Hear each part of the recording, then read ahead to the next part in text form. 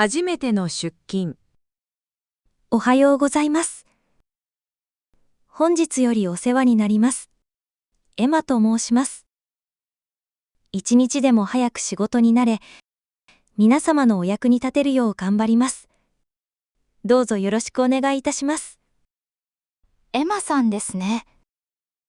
こちらこそよろしくお願いいたします。それでは職場をご案内します。はい、よろしくお願いします。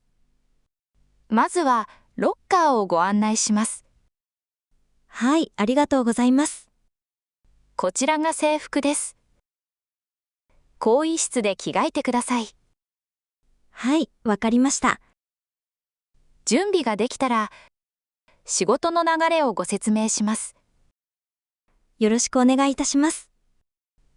わからないことがあれば、いつでも聞いてください。ありがとうございます。頑張ります。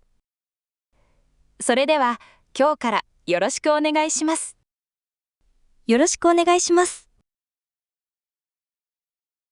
職場での会話。野菜を売り場に並べてください。はい、わかりました。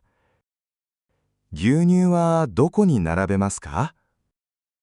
冷蔵コーナーにお願いします。パンが少なくなっています。バックヤードから持ってきてください。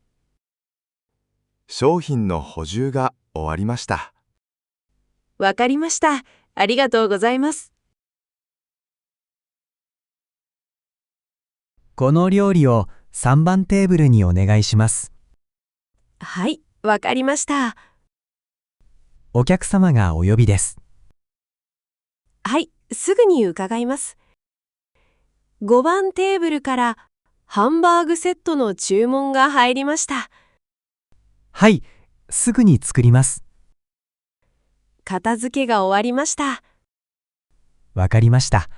ありがとうございます。この箱を棚に置いてください。はい、わかりました。荷物が届きました。検品をお願いします。この商品はどこへ運びますか？ A エリアへお願いします。この箱は重いですね。台車を使ってください。会議は何時からですか？3時からです。会議室の準備はできましたか？はい、準備できました。この資料を皆さんに配ってください。はい、わかりました。会議が終わりました。お疲れ様でした。勤務の連絡。体調が悪いため、本日お休みをいただきたいです。わかりました。お大事になさってください。ご迷惑をおかけして申し訳ありません。よろしくお願いします。